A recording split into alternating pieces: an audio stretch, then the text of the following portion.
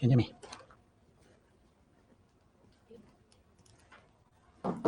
Testing sound. Hare Krishna.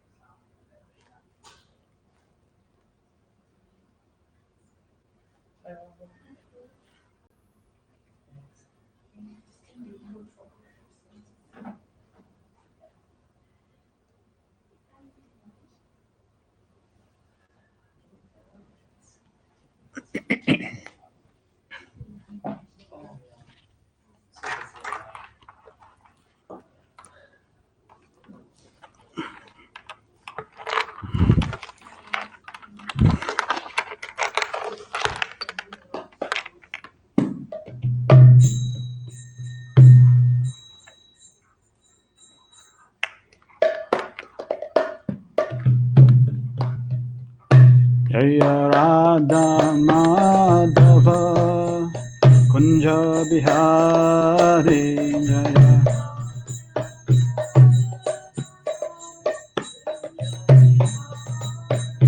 Jaya Radha Madhava Kunja Bihari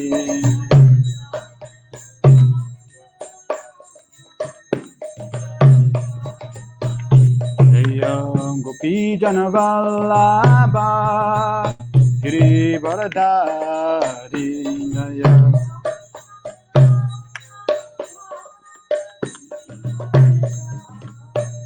Jaya Gopi Janavallabha Giri Varadari Jaya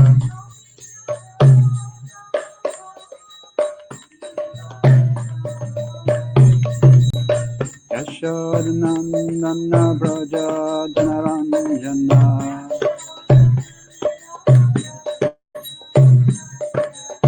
Yashodanandana Braja Janaranjana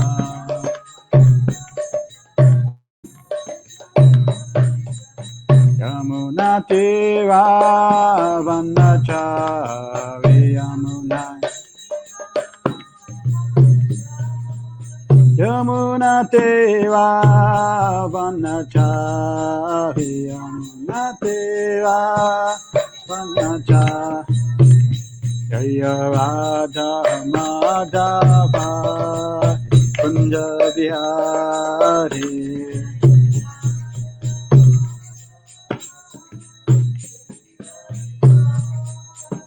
Jaya Radha Madhava Kunja Bihari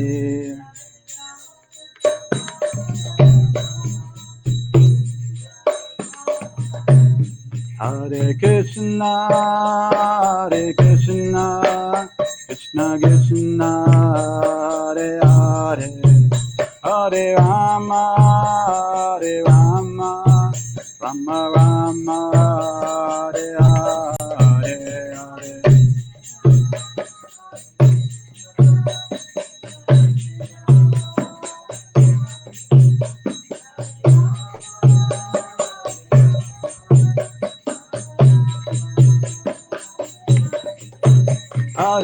Krishna, Krishna Krishna, Hare Hare, Hare Rama, Rama Rama, Hare Hare, Hare Krishna, Krishna Krishna.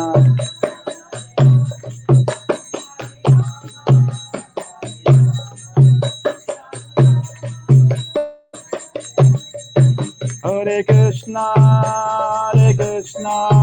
Krishna Krishna, Hare Hare, Hare Rama, Rama Rama, Hare Hare, Hare.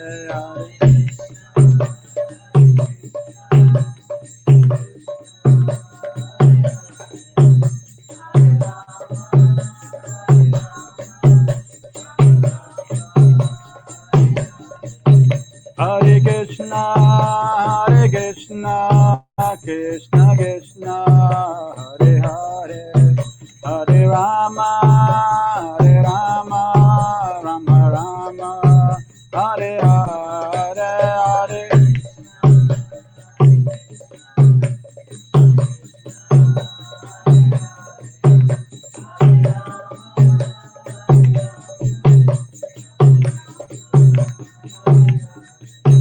Jaya Prabhupada, Jaya Prabhupada, Prabhupada, Jaya Prabhupada.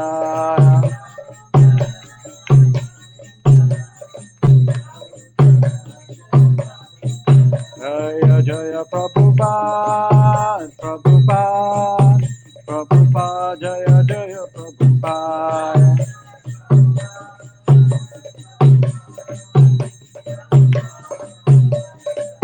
Nitai go Haribo, Haribo, Haribo, Nitai Gora Haribo.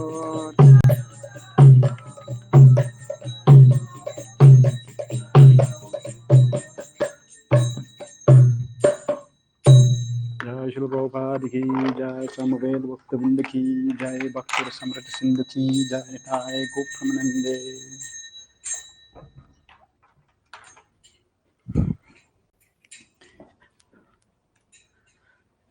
Let us repeat.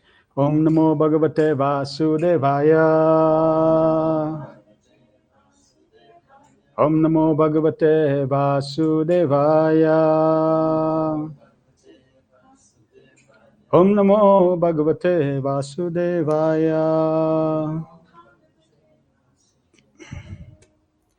Welcome to Bhakti Rasamrita Sindhu Nectar Devotion, Chapter 19, final chapter in this section, Eastern Wave of Nectar Devotion. And this is the last chapter which concludes the Bhakti Shastri. We did Bhagavad Gita, 18 chapters, Shri Shopanishad, Nectar of Instruction, and now this is the final chapter of Nectar Devotion, which then comprises of the Bhakti Shastri. We will continue with the further chapters, but at least the Bhakti Shastri ends at chapter 19. Let us repeat responsively.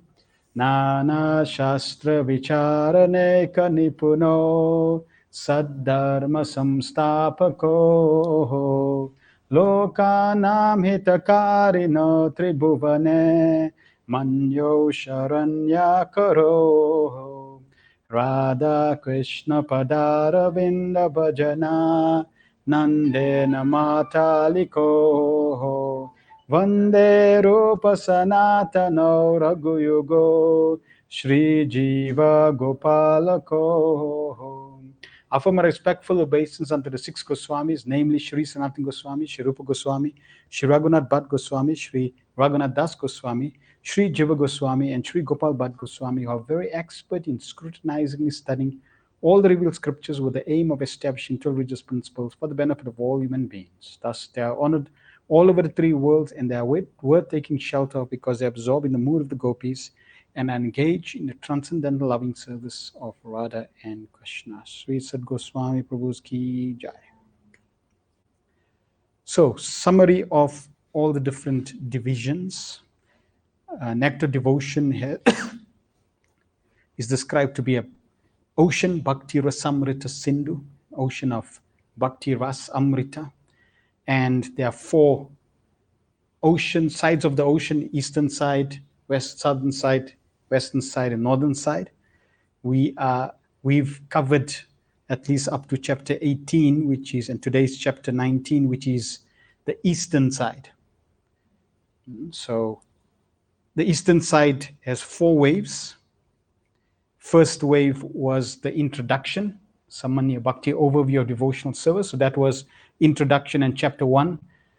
Introduction was covering the Paribhasa Sutra of Bhakti, Anyabilasita Sunyam, and then the characteristics of pure devotional service. Then the second wave, from chapters 2 to 14, there's 2 divisions. 2 to 14 was Vaidhi Sadhana Bhakti, and then 15 to 16 was Raganuga Sadhana Bhakti. So 2 divisions, and that was the bulk of this Nectar devotion Eastern wave was in the second wave. Then we covered 2 chapters, 17 and 18, which was Bhava Bhakti. And finally, now today we're covering Prema Bhakti, devotional service in pure love of Godhead. And this chapter is short because it's really a continuation of chapters 17 and 18. Bhava Bhakti is the beginning of Prema.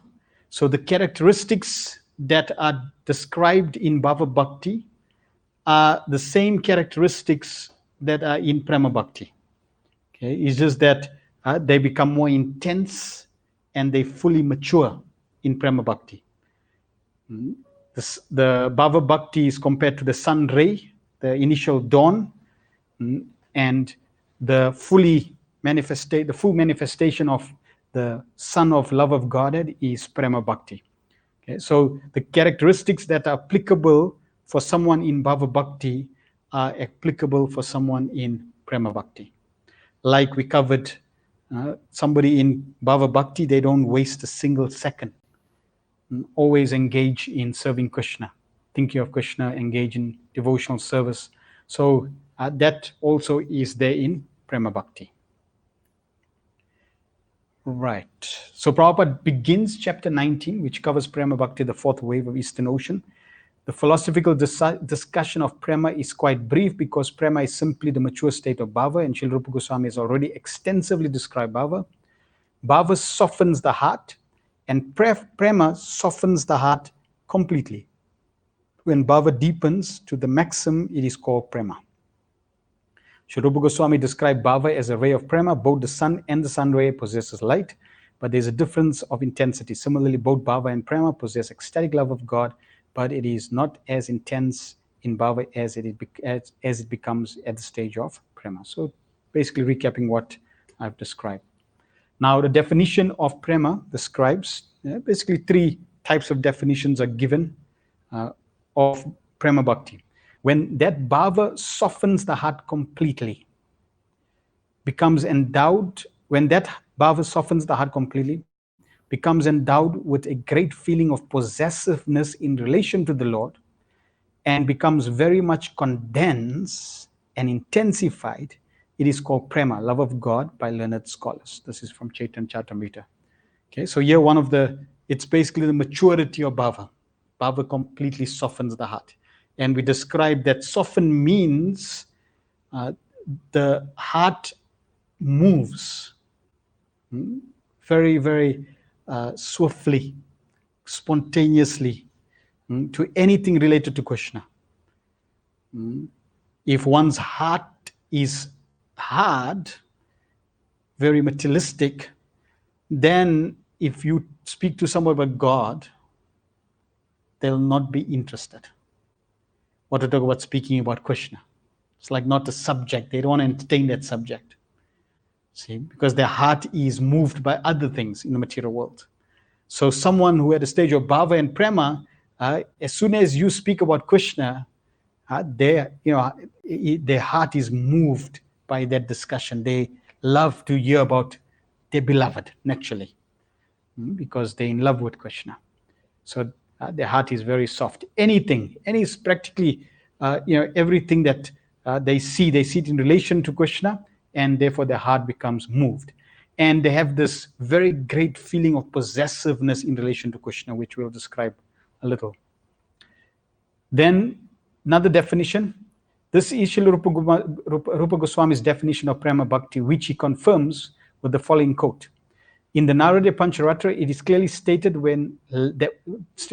that when lust is transferred to he, the Supreme Godhead, and the concept of kingship is completely reposed in him, such is accepted as pure love of God by the great authorities like Narad, like Bhishma, Prahlad, Uddhava, and Narad. So there is no lust. That lust is completely transformed into pure love of Krishna, and they really identify, they really connect with Krishna. He explains further, great authorities like Bhishma have explained that love of Godhead means completely giving up all so-called love for any other person. According to Bhishma, love means reposing one's affection completely upon one person, withdrawing all affinities for any other person. Right? So reposing all our love for Krishna. No one should be, it's not like we separating, or we have so many people that we love, or so many things in this material world. Now, remember, we already covered the definition of bhakti rasam, of pure devotional service, that it's not only Krishna, it's Krishna and everything related to Krishna. So when we love Krishna, we love everything connected to Krishna. We don't start loving things connected to Krishna, separated from loving Krishna first. First we love Krishna, and then our love is projected to every aspect, everything connected to Krishna. If we do it the other way, then it's not mature, and there can be defects. Right? Like people will say, I love God, or I love humanity, and that means I love God, but they have no concept of God. So then you'll see that there'll be some aspects that they love and some aspects that they don't love. Whereas a pure devotee, when he loves Krishna, he will love every aspect of Krishna and everything connected to Krishna. If you see Bhishma Dev, he was a pure devotee of Krishna. So naturally he loved the Pandavas, who were also devotees of Krishna. But did he love the Kauravas, who were demons? Yes. See? Because why? He didn't see them necessarily as demons. He saw them as part and parcel of Krishna, and that they, were deviating. So it was his duty to direct them and give them appropriate advice. So he saw everyone connected to Krishna because he was a pure lover of Krishna. So this is the definitions given. Basically, softening the heart, intense possessiveness in relation to the Lord. There is no question of lust. That lust is completely transferred to the Supreme Lord, and the focus is Krishna. So we need to become convinced that this is the goal of our life. Pure love of Krishna. That's where we want to go. That's our destination, to completely repose our love to the Supreme Personality of Godhead.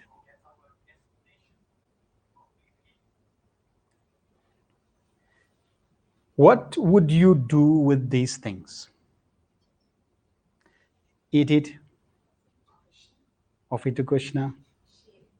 Share it? Make orange flavor halva? Anything else? You can do juggling with the orange. You can sell it. You can grow it. No, you can grow the orange.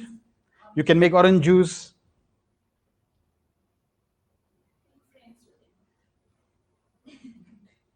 How are you gonna make friends with them? Or make friends. You make friends by distributing. Yes. Okay, so just see, you came up with quite a few examples of what you can do with these things. Now, some, like the first one you said, offer it to Krishna, which is very good. Others, may not be related to offering to Krishna. Yeah, make orange flavored halva. Now, when a pure devotee sees this, he doesn't see anything but Krishna and Krishna's pleasure. And that's the only thing that's coming into his consciousness. How I can offer this for the pleasure of Krishna. Some of the examples you described, like juggling, for example, right? Or making friends, right? So when you're making friends, that may be for you, not necessarily for Krishna, right? Or, let's say somebody's growing to make more money. So it's you seeing a businessman will see this, immediately he'll think, oranges, I can grow the oranges, make money. It's not related to Krishna, but according to what's inside, you will project that outside. You will see things according to what is inside. Now, for the pure devotees, from the definition we read, what is inside? Only Krishna, especially in the heart. So the heart is completely in love, absorbed with Krishna. Therefore, their life is not outside. Their life is not external. Everything that their life is lived internally with their beloved, with Krishna, because everything is absorption. Therefore, you'll find very often they are more internal, introspective, and absorbed internally, connecting with Krishna due to their heart being connected to Krishna. Like, if a parent who loves a child and the child is hijacked. So if the child is hijacked, what will happen to the parents or the parent? Will they carry on like life like normal? No. They'll be like deactivated. They'll be disturbed. They'll be devastated, right? And that devastation was triggered from the outside, but it's actually lived inside, in the heart, because of attachment to the child, which is coming from the heart. Then that turmoil is in the heart. So really, they may be doing certain things, but they're not attentive. They're not really outside. They're not focusing on the external. It's really about their heart, which is now stirred, disturbed, and therefore they're really living inside. Clear? So the pure devotee, he's always, even though he's not as inactive, he's doing things, but his life is introspective. His life is inside. And it's the perfection of living inside, that you're in total love with Krishna. The materialists, their life is outside, completely external, right? Their pleasure, material pleasure, is what you get from the outside. Spiritual pleasure is what you get from the inside. So this example was just to illustrate that our focus is we want to become more absorbed in Krishna, and absorption means internal absorption. We want to use everything in the environment to become more internally absorbed in Krishna. And that's the goal. That's pure devotional service. That's pure love. And the pure devotees of the Lord, they are completely absorbed, internally focused on Krishna. So in Bhagavad Gita, there's a quote: "One who can control his senses by practicing the regulated principles of freedom can obtain complete mercy of the Lord and thus become free from all attachments and aversions." And Prabhupada often gives the example of flying your own plane. Spiritual life means flying your own plane. Now, when you're flying your own plane, your focus is where? On your plane, right? And you will see a pure devotee, he's focused on his plane. He's completely absorbed in his relationship with Krishna. There's nothing else, absolutely nothing else, that he's interested in besides Krishna, because his heart is completely in love with Krishna. Okay? We are meant to, let's say, be on this journey that we fly our own plane and not be distracted by the externals. And Maya will make sure that she will distract you at every moment on this path, on this journey. And you can be distracted by two things, like this verse is explaining, by those things that you're attached to and those things that you're averse to. So, for example, an aversion. You see someone flying their plane down. So if you see someone flying their plane down, you're supposed to be focused on your plane. Now, if you start neglecting your plane and focusing on the person who's flying down, like you're trying to communicate to him or trying to contact, or you're trying to, let's say, criticize him. Why are you flying down? Don't you know you're supposed to fly? Where did you get your learners from? Where did you learn how to fly? So you're starting to see, the person flying in the wrong direction, and you may become so distracted and absorbed that you may lose control of your own flight. Right? And that's what Maya generally does. And she may distract you in other things, some things that you're attached to in the material world. You may be attached to so many things, and those are distractions. So both aversion and attachment need to be, we need to become free from. That means our absorption should be more and more on Krishna as we progress on this path to achieve ultimate prema bhakti. And a pure devotee, he is completely absorbed. So there are primary and secondary characteristics. The primary characteristics of prema is bhava sa eva sandratma. It is intensified sandra, state of bhava. The secondary characteristics of prema are 1, samyan mashrita swanto. It completely softens the heart. And mamatva atishya yankita. It is marked by highly possessive ownership of Sri Krishna. So this mamatva, highly possessive ownership of Krishna. Ordinary devotional service has the mood of tadiya. That means I am Krishna's.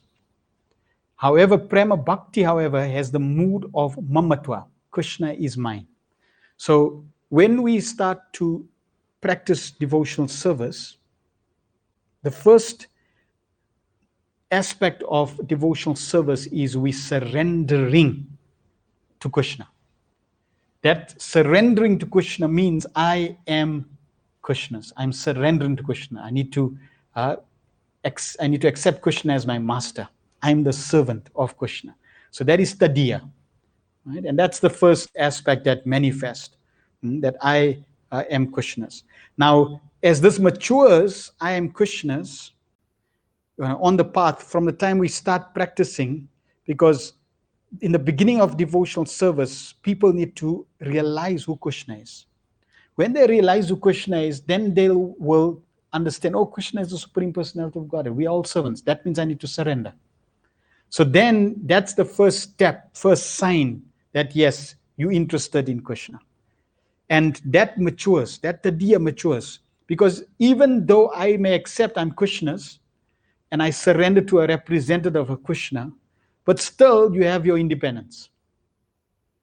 See, that means, because people in the material world, they love their freedom, they love their independence. And you can have as much freedom as you want, but you will not be satisfied. Satisfaction only comes in reciprocation with Krishna. So as you progress, then this tadiya, this I am Krishna, becomes more and more, let's say, free from motive, becomes more and more pure, becomes more and more strong to the degree that you are convinced I am Krishna's. I belong to Krishna. Therefore, Krishna can use me as he wishes. Then when one comes to prema bhakti, in prema bhakti, even though tadiya is there, that I'm Krishna's, but it is secondary. The primary mood is Krishna is mine. Mamatva, Krishna is mine. And you see, for example, Mother Yashoda. She had this quality, even though she accepts, yes, I am Krishna's, but Krishna is mine. Therefore, because Krishna is my son, Krishna is mine, then he cannot steal. If he steals, that's very bad for my name. What people will say, I'm growing Krishna in a very bad way. So therefore, Krishna, I'm going to chastise him if he steals. See? So she's completely absorbed that Krishna is my child. And because Krishna is my child, I need to grow him up as best as I can as an exemplary mother. So she has this possessiveness of God, of Krishna. She doesn't have any knowledge, or that knowledge is totally covered by her love of Krishna being the Supreme Personality of Godhead. For her, Krishna is my darling son. That's it. Yes, because I'm the mother, so Krishna is dependent on me. See, that possesses that mamatva comes out like that, that motherly affection. Therefore, if Krishna is in danger, she'll be disturbed. Just like I give the example of, that if the daughter gets hijacked, the parents will be disturbed. So the demons, they coming to kill Krishna. You can imagine Mother Yashoda goes through this trauma every time a demon comes. And this heightens her love and affection for Krishna. So this is mamatva. In Bhava Bhakti, one gets visions of the Lord and understands his eternal relationship with Krishna. So as one matures on this path, our relationship with Krishna, here in Prema Bhakti, Mother Yashoda is seeing Krishna, and she's accepted Krishna as my child. In the beginning of devotional service, when we are completely new, we have to learn about Krishna. And because we have been envious of Krishna, then Krishna does not reveal himself because we are envious of him. Therefore, understanding that, he still appears to us, but indirectly, non-different from him as the holy name. So Krishna appears as the holy name because it's, just like in the material world, if you have to give a gross example in the material world, let's say somebody, hates someone completely. Now, if that person comes amidst this person who hates that person, insanely hates that person, they may, kill that person if they see that person. But let's say somebody is speaking to that person and the friend just mentions that person's name. He'll get upset, but it won't be as bad as if the person came in person. Similarly, Krishna, he knows that we're envious of him, so he won't come in person. But he'll come indirectly, being presented to us by one of his dear friends, dear associates, the pure devotee. So the pure devotee will come and tell you about Krishna, who is your friend, but you just forgot or you're envious of him.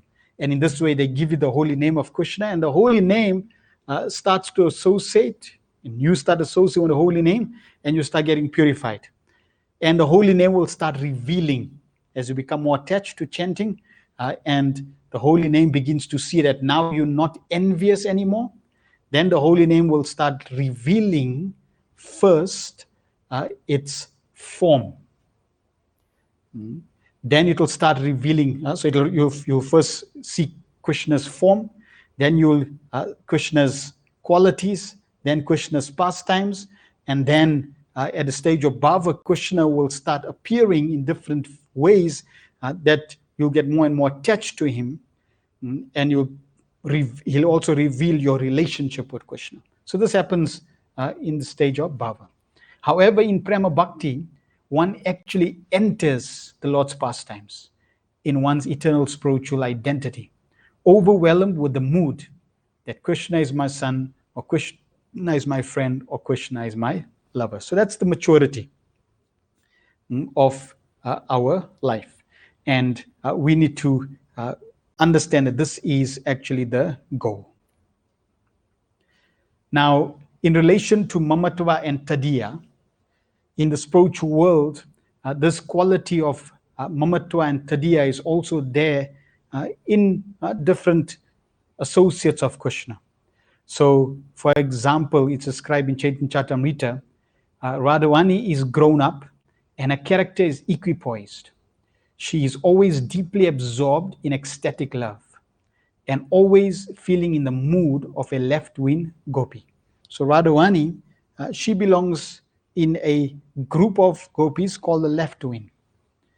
There's the right wing and the left wing. So Radhavani belongs in the left wing. And Srila Prabhupada in the purport describes left wing and right wing of the gopis have been explained by Rupa Goswami in his Ujjvala Nilamani. The left wing is described in this way: a gopi who is always eager to be jealously angered, who is very enthusiastic for that position, who immediately becomes angry when defeated, who is never under the control of a hero, and who always opposes him, is called a Vama or a left-wing gopi. So Radhavani is in that category. She doesn't want to be under control of Krishna. She would control Krishna, but not the other way around, right? And she won't easily follow what he says. She'll be a little more difficult, right? This is her nature. Yet she's completely in love with Krishna. She's completely absorbed. Her consciousness, her mind, every part of her being is Krishna conscious. She's completely in love with Krishna. She's the embodiment of love of Krishna. But her flavor, yes, her flavor is left wing. Okay.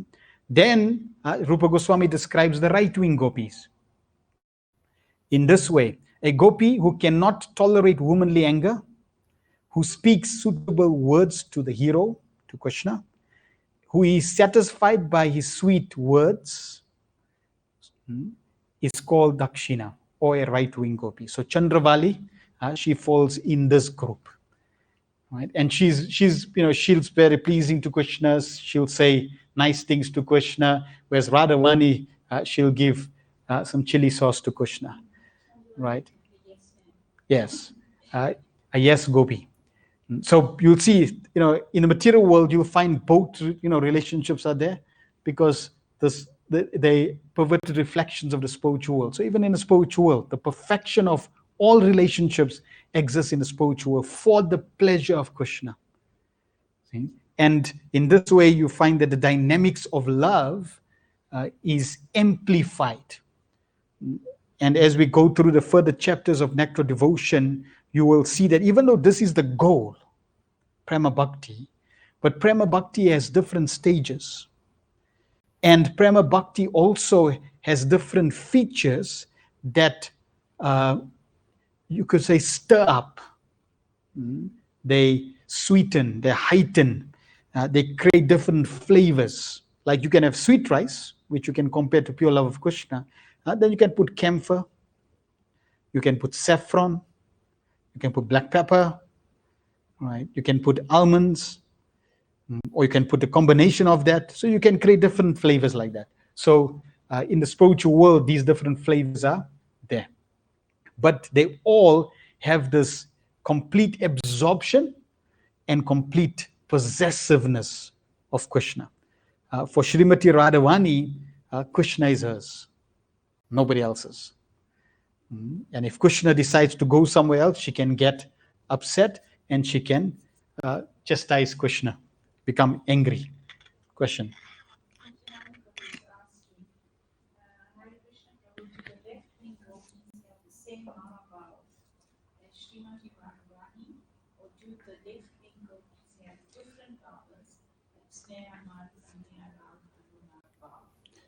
Yes, only Srimati Radhavani is the complete embodiment of Mahabhav.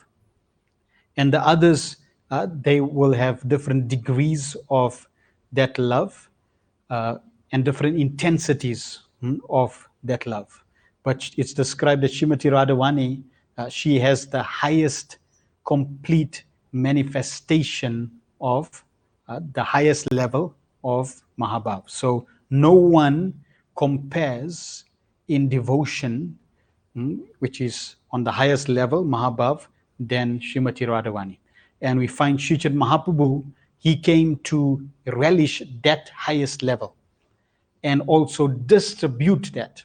So we can get, the different gopis can have different proportions of Mahabhav, glimpses, but they cannot have the complete embodiment of Mahabhav. Just like we know that Srimati Radhavani, she's the expansion of all the gopis. Or she's the man, all the gopis expand from Srimati Radhavani.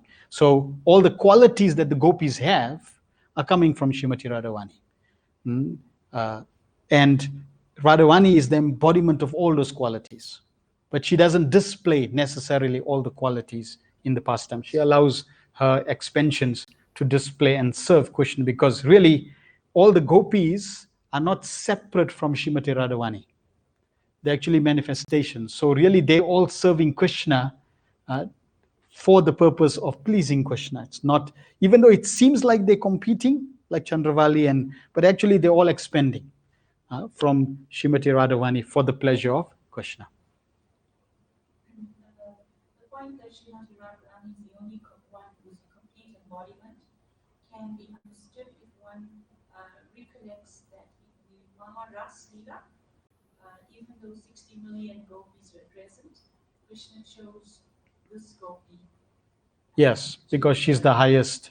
Yeah, so in the Ras Leela, even though there's so many millions of gopis, 16 million gopis, but Krishna chose Srimati Radhavani. So her love is the most glorified and the highest.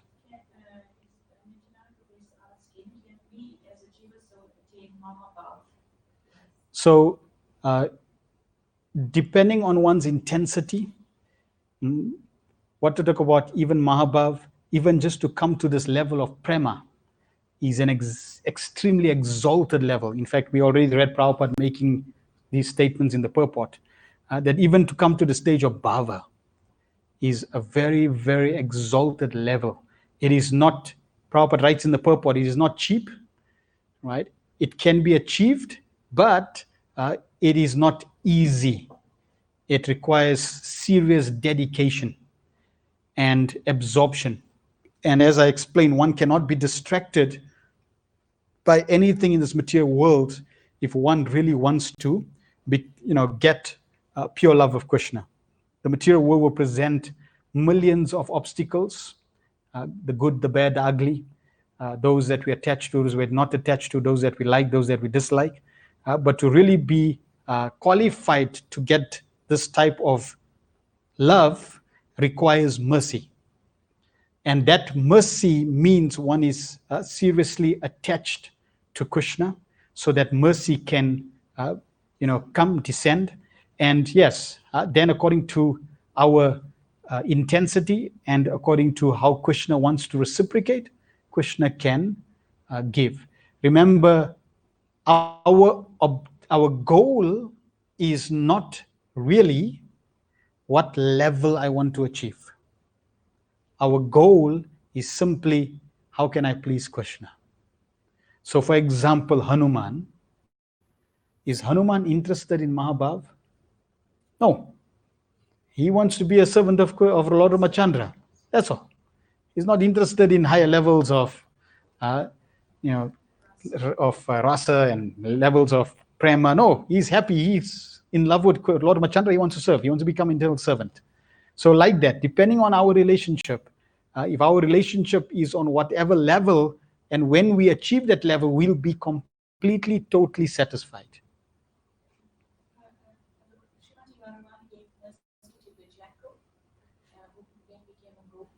Yes.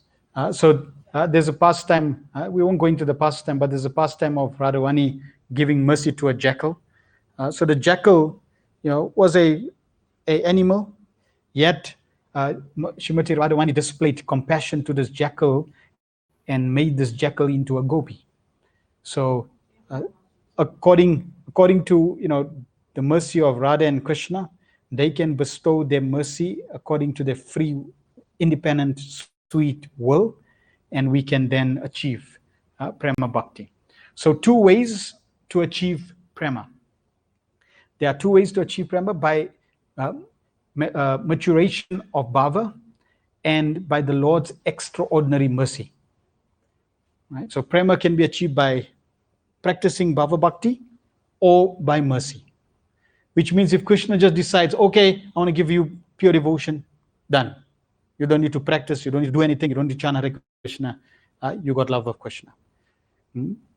Of the two, Prabhupada makes it very clear, follow the general process, which means the stage of bhava, and bhava can be achieved through Vaidhi sadhana and Raganuga sadhana.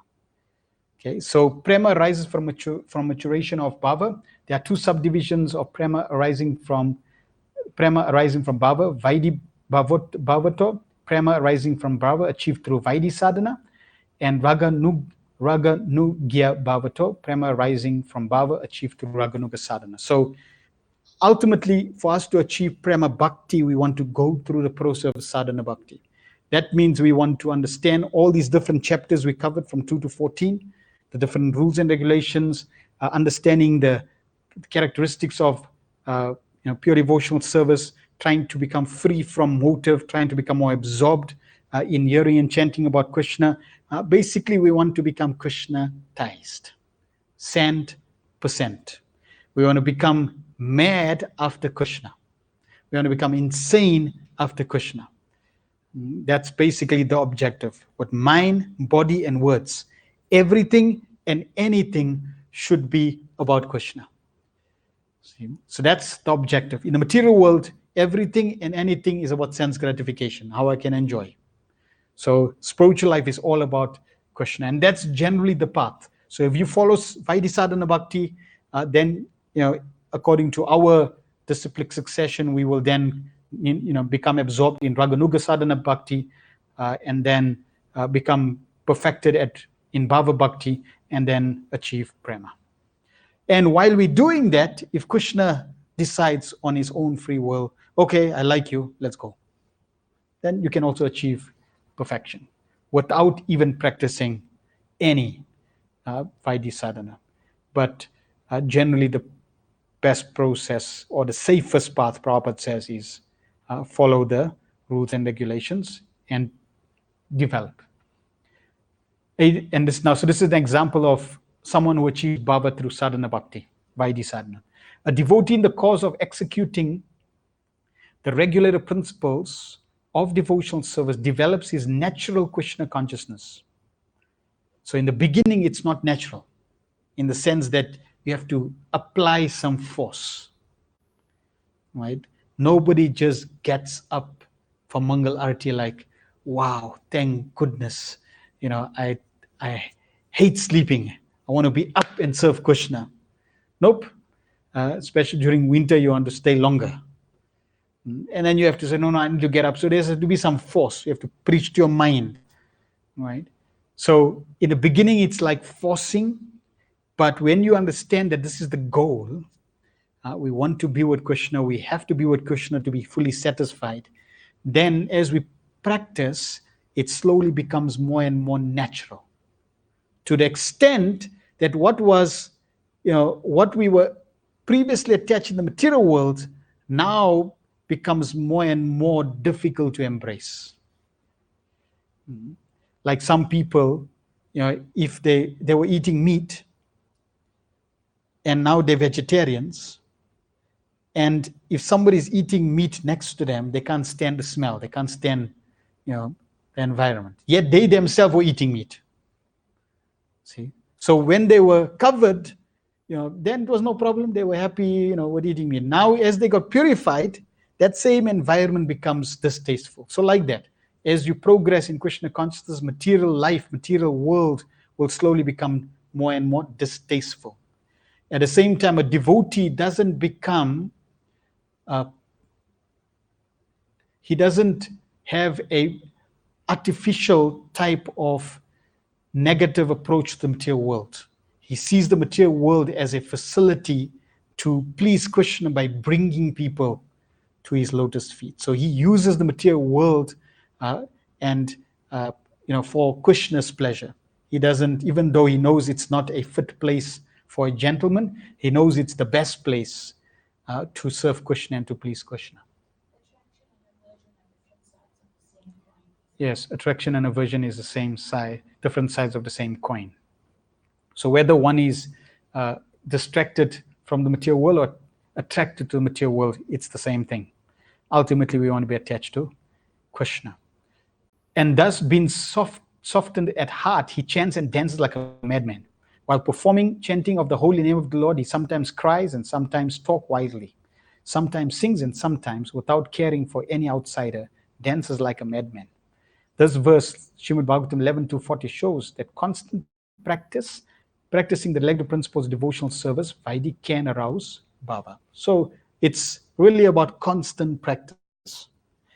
And we need to become more and more attached, not so much worried about when we'll get perfection, but really with the objective of trying to become more and more serious and absorbed in Krishna. Prophet said that when you dance in kirtan, then the knots in the heart become undone. So the knots of material attachment that we form over many lifetimes can become undone in the process of chanting and dancing.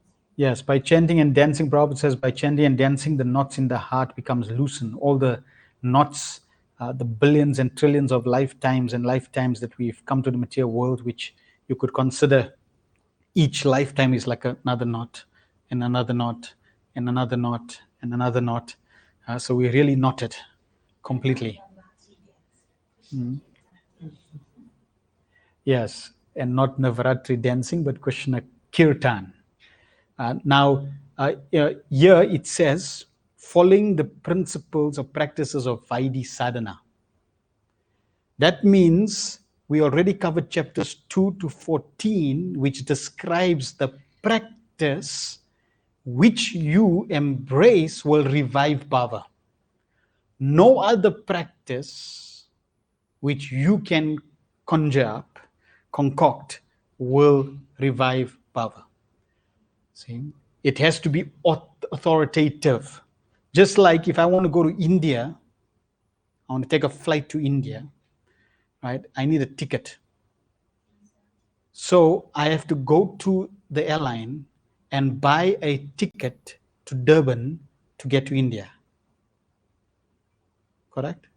No. If I buy a ticket to Durban, I'm going to Durban. I'm going to India. I need to buy a ticket from Joburg to India, not to Durban. Because if I buy a ticket to Durban and thinking I'm going to India, nope, it's going to be a short trip. So I can't say, oh no, I'll buy a ticket to Durban, I'll go to India. Nope, you'll land in Durban. If you want to go to India, you buy a ticket to India. So if we want to go to Goloka Vrindavan, then you have to follow Sri Rupa Goswami's formula. Anything short of that will just mean that you either go in circles, or you're not going anywhere, or at best you're wasting time. Right? And remember, the practice is already laid down. So if we simply apply these practices, then we will revive our devotion to Krishna. Is it only from Vaidhi Sadhana Bhakti that one can achieve Raganuga Bhakti from prema, ultimately to cultivate bhava? So you have to start somewhere. If from your previous life, if one has practiced sadhana, Vaidhi sadhana, and now is entering Raganuga sadhana, and in this life you are born, you won't have to practice Vaidhi sadhana. In fact, you'll already start at Raganuga sadhana. At the same time, we already covered the chapter on Raganuga sadhana bhakti, where Srila Prabhupada made it very clear, Rupa Goswami made it very clear, that even if somebody is on a stage of Raganuga sadhana bhakti, they will not give up the practice of Vaidhi sadhana. So they will still follow the process of Vaidhi for setting an example to others, even though they're beyond sadhana, Vaidhi sadhana bhakti. They will still take initiation, or they'll still surrender, and they'll still practice all the 64 angas of bhakti, right? So they'll still worship Tulsi Devi. They'll do everything, that is described in act of devotion, but their absorption internally and their practice internally will be according to Raganuga Sadhana Bhakti. So yes, everybody has to start. Every living entity in the material world has to start at Vaidhi Sadhana, at Vaidhi Sadhana Bhakti. But depending on one's maturity, as one progresses on this path through lifetimes, one may continue from where one has left off. Last week, Prabhupada gave the example of Bharat Maharaj. When he fell, Correct, but he still continued from where he left off. He didn't start again from scratch. Yeah. So Madhuri just saying the example we gave last week was of Jad Bharat. He fell down, but because he fell from the stage of bhava, he still was able to continue from that level. It wasn't like he lost all that and he had to start again from scratch. Then prema arising from bhava achieved through Raganuga sadhana. Srila Rupa Goswami cites the story of Chandrakanti from Padma Puran. Chandrakatni practiced Raganuga sadhana, striving to develop the mood of the Ragatmikas of Vrindavan, specifically the gopis. By this practice, she achieved bhava, at which point she decided to accept no one else besides Krishna as a husband. Thus, this complete indifference to anyone other than Krishna is one of the 9 symptoms of bhava, namely virakti. Right? Complete detachment and complete attachment to Krishna. By maturation of her bhava bhakti, she began to constantly engage in meditation on Krishna's form with the concept Krishna is my lover. Right? So this is that mamata, that possession, that possessiveness. Krishna is my lover. Krishna is mine. This indicates mamatva, a symptom of prema. Thus, she achieved prema by maturation of bhava. She achieved through Raganuga sadhana. And we made it clear also in terms of Raganuga sadhana that this stage is very elevated. It will only manifest after Narata Nivriti. You cannot practice Raganuga sadhana before Narata Nivriti. If the Naratas are there, then this practice is not, you cannot achieve this practice because it's internal absorption, it's internal meditation. Your mind is flickering, your mind is going all over the show, all over the planet. It's pulled by your attractions. That's why you'll find that on this path, you really can't imitate. You can't put a show of being a pure lover of Krishna because your heart will pull you in the direction that it's attached.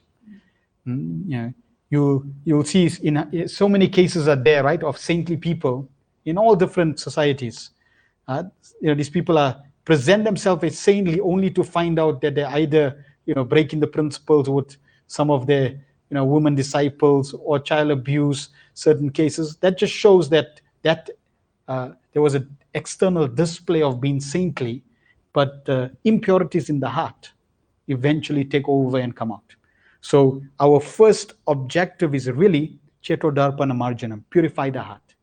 Focus on the practice, understand the goal, and don't add water to the fire of Krishna consciousness.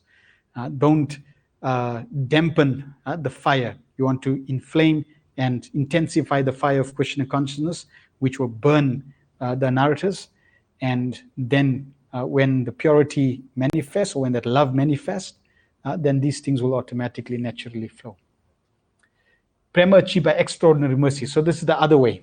Srimad Bhagavatam 11:12:7 exemplifies this. Lord Krishna tells Uddhava, the gopis of Vrindavan did not study the Vedas to achieve me, nor had they ever been in holy places of pilgrimage, nor did they ever devoutly execute any regular principles, nor did they undergo any kind of austerities.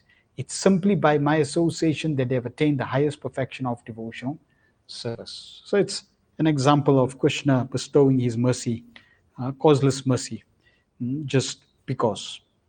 There's no reason. And that's extremely rare.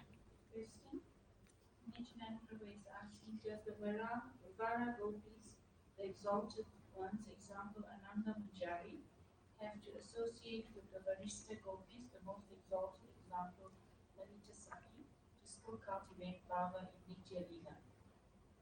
Yes, because Ananda Manjari, she is bhava expansion, and she comes for that association to be in that submissive position to Lalita and Vishaka. So the different gopis don't cultivate They're already perfect.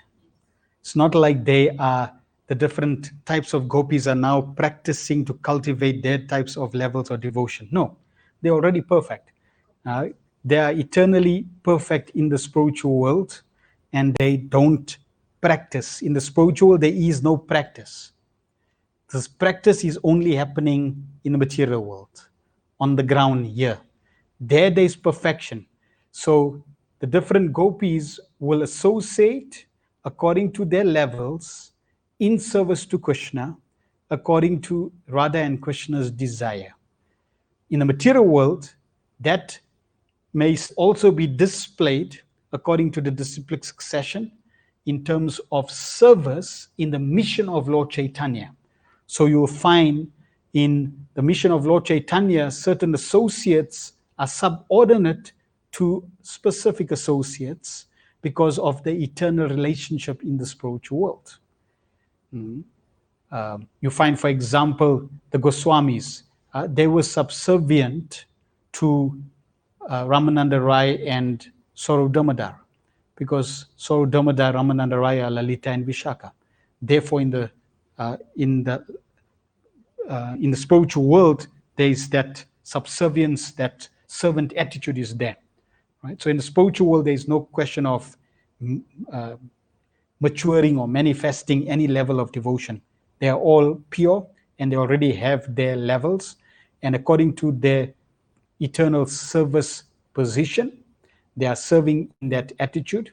And even when they come, if they have to come down to this material world, and if their associates, all the associates have to come down, they will also be linked according to their specific relationship, which is related to Krishna in Goloka Vrindavan. Just like you find all the associates of Krishna Loka, they all came to this material world 500 years ago in Gaura Lila. Vrishabhanu, all the associates, Mother Yashoda, so all of them appeared.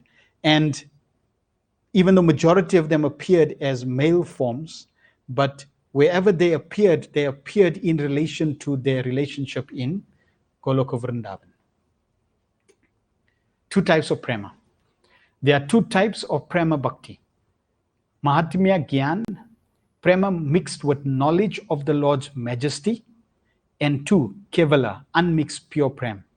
Srila Prabhupada says that prema can be placed under two headings. One is profound veneration for the greatness of the Lord, and the other is one's being automatically attracted to Krishna without any extraneous considerations.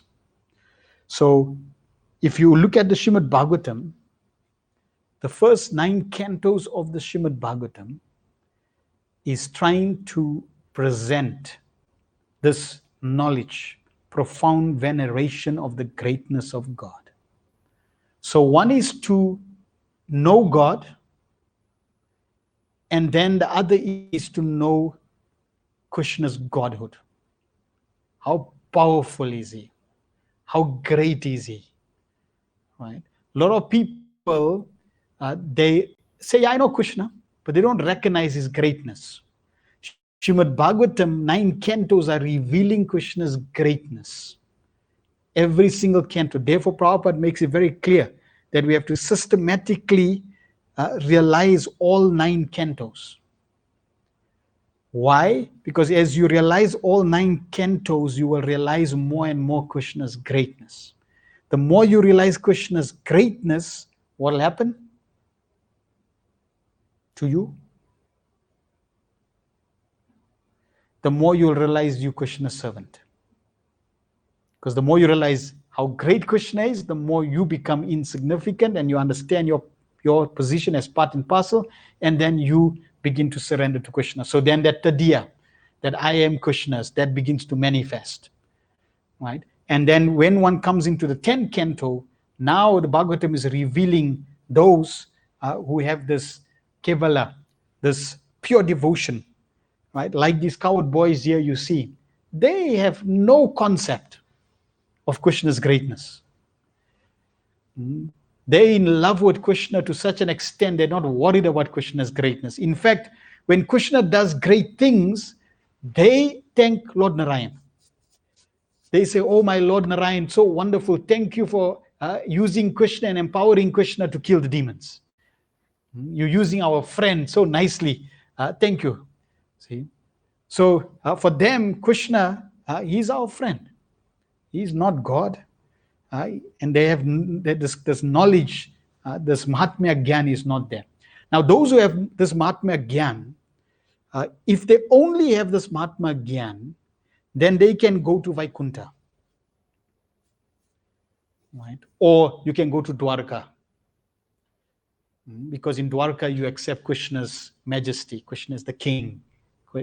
But otherwise, if there is Kevalya, no question of this majesty of Krishna, then that is Goloka Vrindavan. Because that's their sweetness, pure love prevails. Where Krishna is like a normal coward boy. See, Mother Yashoda can, take a stick and chase him. You cannot chase God. You cannot, chastise God. God chastises everyone else. But here Mother Yashoda is chastising Krishna. Normally you offer, right, the bhoga to God, to Krishna, and he accepts and then you take. You don't offer your remnants. You don't eat it and then offer it to God. Nope. But here the coward boys, they'll taste and they'll say, Krishna, wow, this is very nice. Krishna, you have to have this.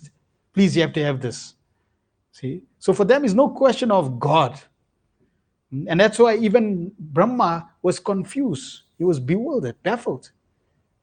Sometimes you'll see Krishna is eating with his left hand. Whereas Narayan will never eat with the wrong hand. So Brahma was wondering, if this is God, why is he eating with his wrong hand? In fact, he's eating with both hands. And the boys are giving him their own remnants. You can't do that to God. It's not God, can't be God. See? So this is how he got bewildered. That Krishna cannot be God. And naturally, for people that have this concept of God is like the master, then no doubt this is far-fetched. But the acharyas have made it very clear that Krishna's goal is to love, is to enjoy. And you can only enjoy every relationship when there is no majesty, when there's no awe and reverence. So the 5 different rasas, besides dasya, at least the parental, friendship, conjugal, they can only manifest when you accept Krishna as my lover, as my son, or as my friend.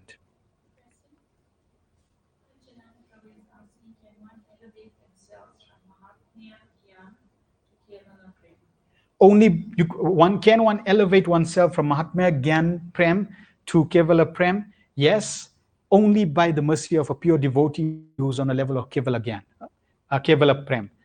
Otherwise, never. If one does not have the mercy of a pure devotee coming from Goloka Vrindavan, one will never be able to on his own transcend Mahatmya Gyan Prem. It is not possible. You have to have somebody coming from Goloka Vrindavan to bestow that mercy and that knowledge for you to actually elevate yourself. So in our case, we're fortunate.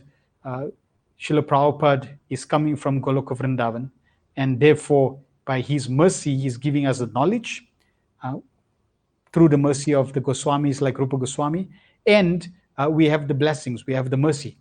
And I was reading one quote, Srila Prabhupada says that even if I'm not present, my mercy is flowing simply by you following my instructions. So if we simply follow Prabhupada's instructions, the mercy is there. In another conversation, the devotee was asking Srila Prabhupada about cultivating this Raganuga bhakti, Raganuga sadhana bhakti, and the discussion was about one needs to follow in the footsteps, in the wake of one of the residents of Vrindavan. And he was asking, how do we do that? And Srila Prabhupada said, very simple, you follow in the footsteps of the residents of Vrindavan. And the devotee was asking, well, who is that? And Prabhupada said, it's me. So if you simply follow Prabhupada, who is one of the residents, then in that way you can go immaterial of what level you are. And I think that's the beauty of the mercy of Sri Mahaprabhu, that Sri Mahaprabhu is coming in this world and he's not seeing who's qualified, who's not qualified, uh, you know, which territory of the spiritual world you coming from, you know, are you on this level of devotion? No. Lord Chaitanya Mahaprabhu is giving entrance to Goloka Vrindavan to everyone that is willing to embrace the process and accept chanting Hare Krishna. Mahatmya Gyan Prem. Narad Pancharatra illustrates prema imbued with knowledge of the Lord's greatness. If on account of profound veneration for the greatness of the Supreme, one attains great affection and steady love for him, one is certainly assured of achieving the 4 kinds of Vaishnava liberation. Devotees who achieve bhava from Vaidhi sadhana can attain Mahatmya Gyan Prem. So those that have this great veneration, then they will achieve liberation, basically going to Vaikuntha, achieving the different types of 4 kinds of liberation. So that's the path of entering Vaikuntha loks. And those who follow the path of Raganuga sadhana, then they achieve Kevala Prem. Kevala Prem, pure and one-pointed Prem, is not even slightly mixed with any other aspiration or interests, such as aspiration for Vaikuntha liberation or interest in the Lord's profound power and opulence. A devotee with one-pointed love, Kevala Prem, always lovingly fixes his mind upon Shri Krishna without the slightest deviation to any other topic. Srila Rupa Goswami explains this with a quote from Narada Pancharatra, quote, if a devotee is continuously in love with Lord Krishna and his mind is always fixed upon him, that devotional attitude will prove to be the only means of attracting the attention of the Lord. In other words, a Vaishnav who is always thinking of the form of Lord Krishna is to be known as a pure Vaishnav. Unquote. Devotees who achieve bhava from Raganuga sadhana can attain Kevala Prem, and that means Goloka Vrindavan. Right? So to really enter Goloka Vrindavan, according to this excerpt slide, is one needs to be absorbed simply in thinking of Krishna. Therefore, Krishna repeats, Man mana bhava man bhava, think of me. And again, coming to the plain example, coming to the example I illustrated, the material world is designed for you to not think of Krishna. Think of everything that's going wrong. Think of everyone that's doing the wrong thing. Think of the material objects, sense objects. So the material world is designed to distract us. But if we are focused, if we are cautious and understand that the goal is to remember Krishna, then we always are attentive to focus our mind 100%, 24 hours a day, remembering Krishna. Now, it may be very difficult to remember Krishna 24 hours a day. Therefore, we start at least 2 hours a day, chanting 16 rounds minimum. And even in that 2 hours, the mind may go all around and we're trying to absorb, we're trying to focus the mind to think of Krishna, and that will become more and more intense to never forget Krishna. So it's a gradual evolution, a gradual development of absorption in Krishna and nothing else. So that evolution is described. Generally, one attains prema only by persistent, ardent practice, not by a sudden stroke of mercy. Srila Rupa Goswami describes the gradual evolution from sadhana to prem. Adau shraddha tata sadhu sangha tata bhajana kriya tato arnartha nivritisya tato nishta ruchistata ata shaktis tato bhavas tata premabhya premabhyo danchati sadhakana manya prema pradurbhave bhavet krama. In the beginning, there must be faith. Then one becomes interested in associating pure devotees. Thereafter, one is initiated by the spiritual master and executes regular principles under his orders. Thus, one is freed from all unwanted habits and becomes firmly fixed in devotional service. So that in black is our story. That's where we are. That's where we need to focus. That's where we need to intensify. That's where we need to become absorbed. That's where we need to persist. And that's where we need ardent practice. Once we've perfected those stages, that means no unwanted habits. And unwanted habits means according to scripture, not according to you. Because you may think I don't have an unwanted habit, but it may still be that therefore you're not qualified. Right? So if scripture describes, like Chetan Charitamrita, Srimad Bhagavatam, they all describe all the unwanted habits.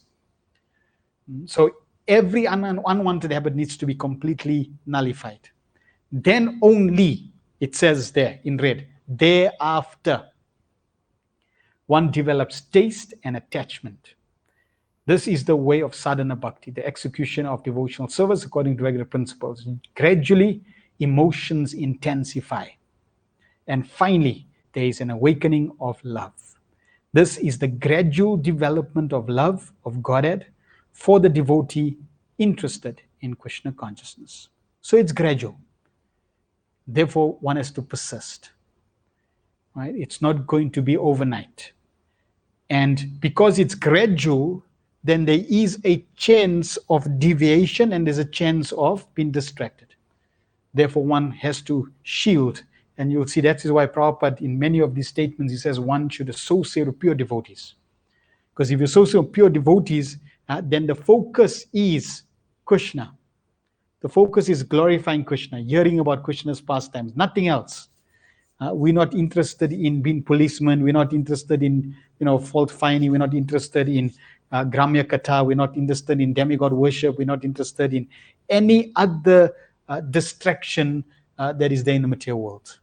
When serious devotees come together, our focus is to follow our acharyas, the mahajans in our line, like Rupa Goswami and Prabhupada, and simply to focus our attention on Krishna and Krishna consciousness.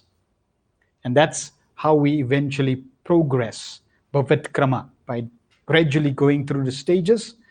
Krishna will see the sincerity, and we will mature in our devotion.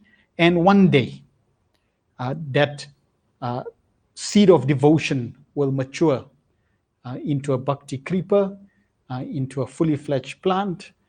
Fruit of love of Krishna will manifest, and we will eventually return back to our original service in the spiritual world.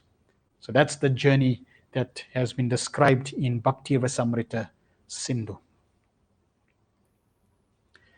Difficulty of understanding prem. Usually we judge a person's level of success by how happy he has become. This standard becomes useless when applied to prema bhakta, a prema bhakta. A devotee in prema is so inundated in waves of transcendental emotion that he cannot even perceive external happiness or distress. Consequently, attempting to measure success by conventional standard is fruitless and misses the point.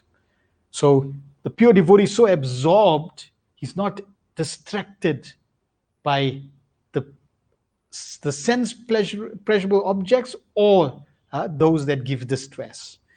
The material world is not the focus. As we said, it's internal. The absorption is internal. He's absorbed, he's living with Krishna, therefore the material world practically becomes irrelevant. He's not interested.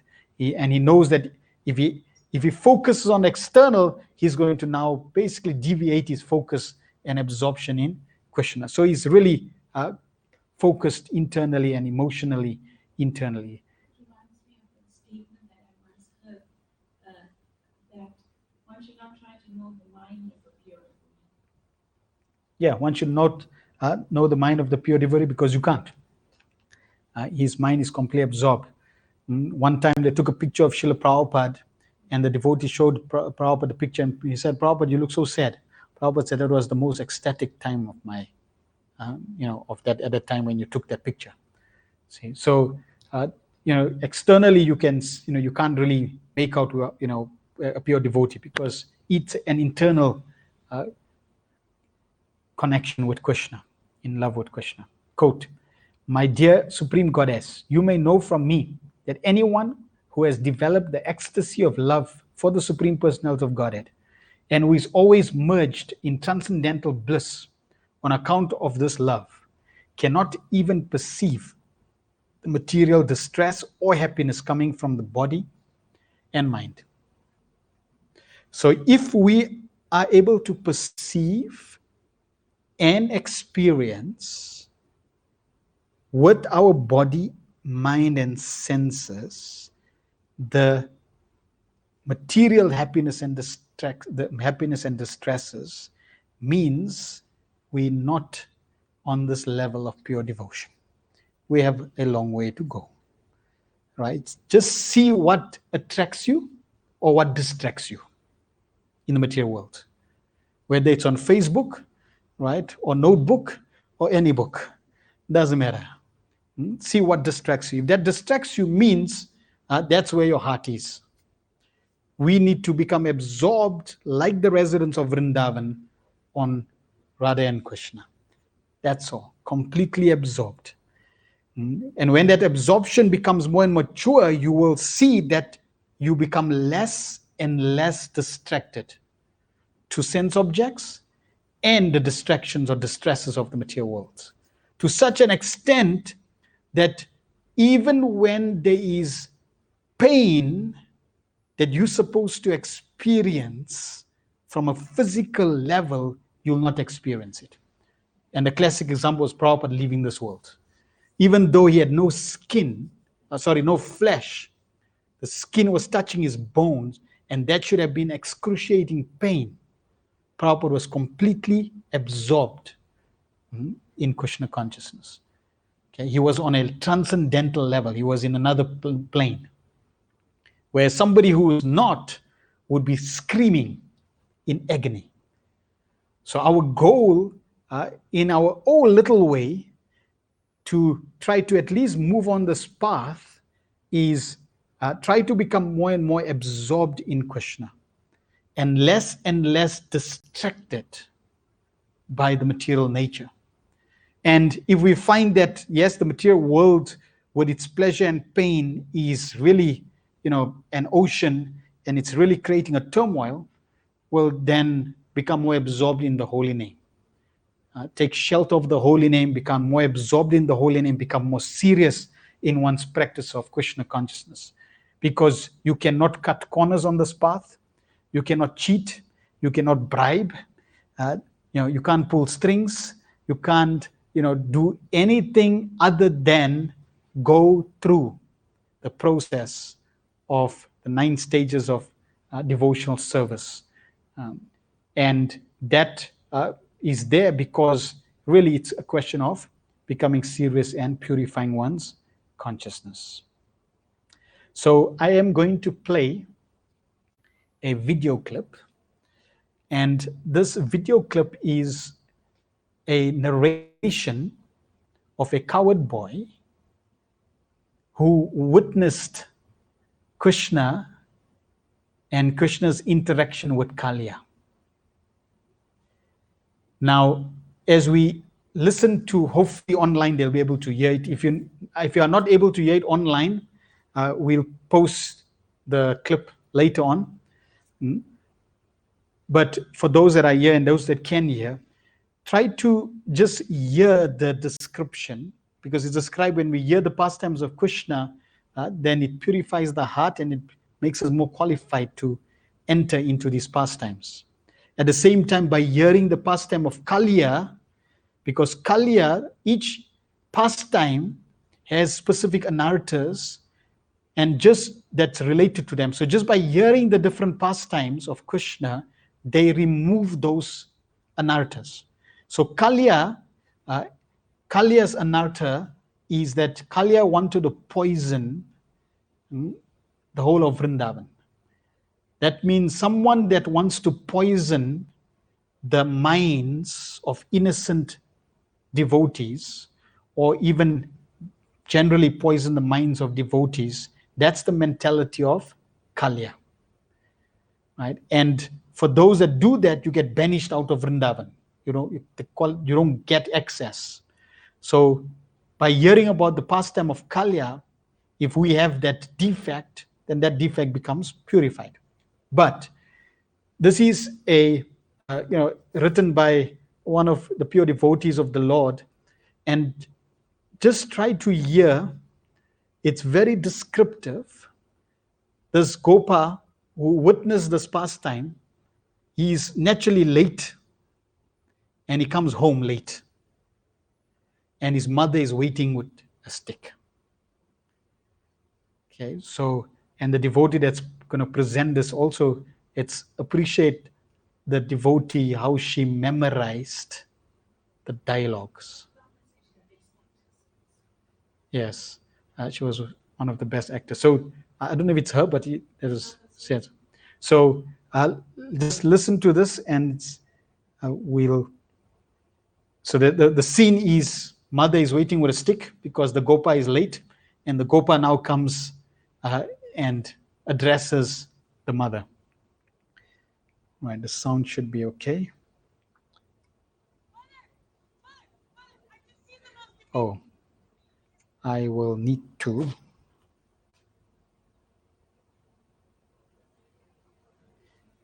Interesting, because my mic is there.